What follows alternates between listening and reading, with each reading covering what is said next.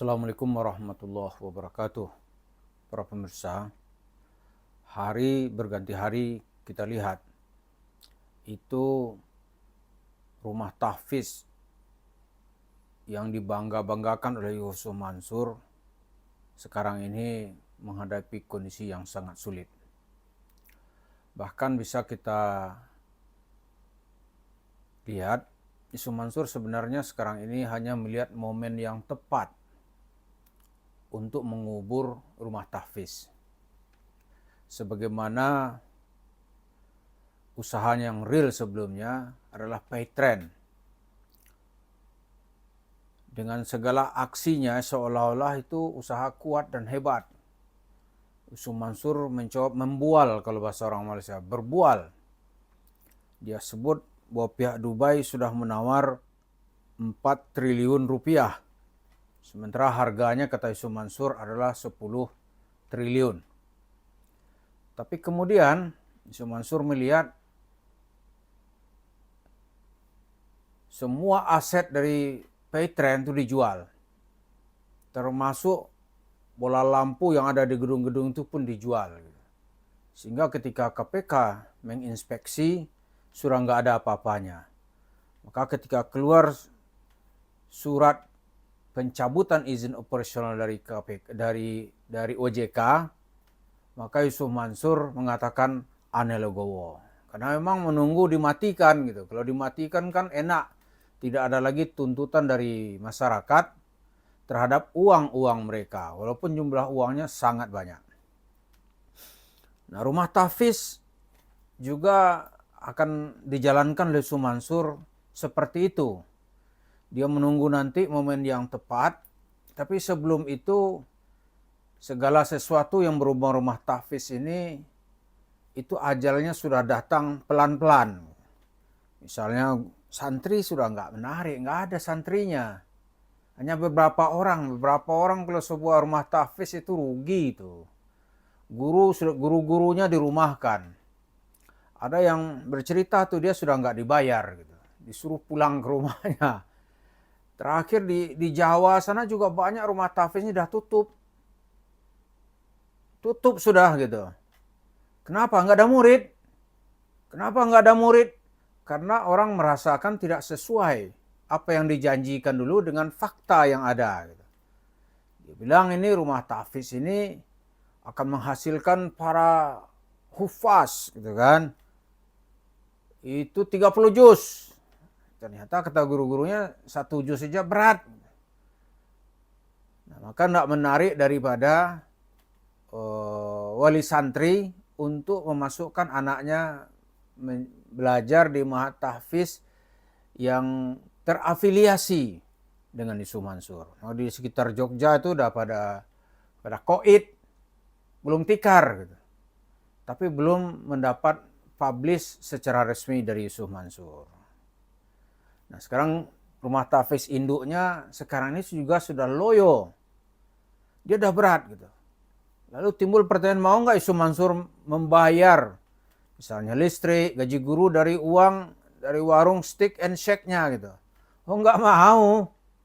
Karena memang tujuan sebelumnya ini untuk mencari duit. Maka kalau ada yang nggak sanggup bersaing ya mati aja gitu. Bagi Yusuf Mansur rumah tahfiz mati ya nggak apa-apa. Asal usaha yang mendatangkan uang jalan terus. Misalnya warung steak and shake, jalan terus nggak apa-apa. Di Ciputat misalnya nih. Dulu mau dibangun rumah tahfiz, ternyata nggak mendapat sambutan. Ya. Digulung aja, diganti dengan warung steak and shake. Kalau warung steak and shake kan pendapatan real. Gitu. Nah, kalau rumah tahfiz, itu rentetannya banyak. Karena semua proposal Yusuf Mansur itu sudah ditolak oleh masyarakat. Ya, proposalnya sudah ditolak oleh masyarakat. Dulu kan harum ini proposal. Itu ditanggapi oleh orang gitu. Misalnya di kota wisata Cibubur. Waduh, itu orang-orang yang sudah pensiun kerja tapi memegang uang miliaran gitu. Dia ingin husnul khotimah. Di uang ini utuh menghadapi hidup di hari tua, tapi juga bisa membantu gitu. Orang lain yang menghafal Al-Quran. Maka dibuatlah proyek dengan bahasa manis oleh Yusuf Mansur namanya Jabal Nur. Tapi itu kan berbuah Jabal Nar. Bukan nur yang dapat tapi nar. Bukan surga yang dia dapatkan tapi jalan ke neraka. Jadi Yusuf Mansur mulutnya berbusa-busa bercerita surga, tapi yang dia masukkan ke mulut orang itu adalah bara neraka. Ya terkapar semua orang. Setelah terkapar, Yusuf Mansur tanggung jawab enggak? Enggak, dia kabur. Maka Yusuf Mansur itu dulu oleh orang sana disebut juga Jam'an Al-Kaburi. Ya kan? Si Jam'an yang kabur. Nah, terakhir kemudian begitu tuntutan orang melemah, dia mulai melancarkan aksi yang lain. Nah, tapi sekarang ajal dari Maha Tahfiznya itu hanya tinggal pengumuman. Jadi kalau cerita orang sudah sakratul maut ini rumah tahfiznya itu sekarang sudah hampir sudah didatangi oleh malaikat maut. Dia mulai kesadaran mulai hilang. Jadi dia sudah masuk ke sakratul maut gitu. Di ajalnya itu sebentar lagi gitu. Maka sekali tarik, maka mayat itu sudah sah sebagai mayat gitu. Dia sudah tidak bergerak, tanda-tanda kehidupan juga sudah tidak ada. Itulah sekarang yang terjadi di Mahat Tahfiz Quran yang terafiliasi atau langsung di bawah administrasi yang dikendalikan oleh Yusuf Mansur dan keluarganya. Jadi kalau boleh kita sebut sekarang orang-orang itu sudah mulai membacakan Yasin. Ya kan? Jadi bacaan Yasin itu mungkin untuk melengkapi ayat faiza jaa ajaluhum la yastakhiruna sa'atan. Ya kan? Kalau udah datang ajalnya enggak bisa ditunda satu saat aja enggak bisa. Nah, cuma belum diumumkan secara resmi. Tapi untuk ke depan murid datang enggak ada. Ya kan? Maka Yusuf Mansur sedang berhitung ini, apa kira-kira respon masyarakat terhadap dirinya. Kemudian dia melihat kalau nanti Mahat Tahfiz ini gulung tikar gitu, mau dijadikan apa gitu. Kalau saya secara berkelakar mengusulkan rumah tahfiz yang di Ketapang misalnya nih, yang di Tangerang sana itu, ya itu mungkin bagus dijadikan makam kuburan ditambah aja lah sampai 99 kuburan gitu. Biar kita ngibul kan enak nih.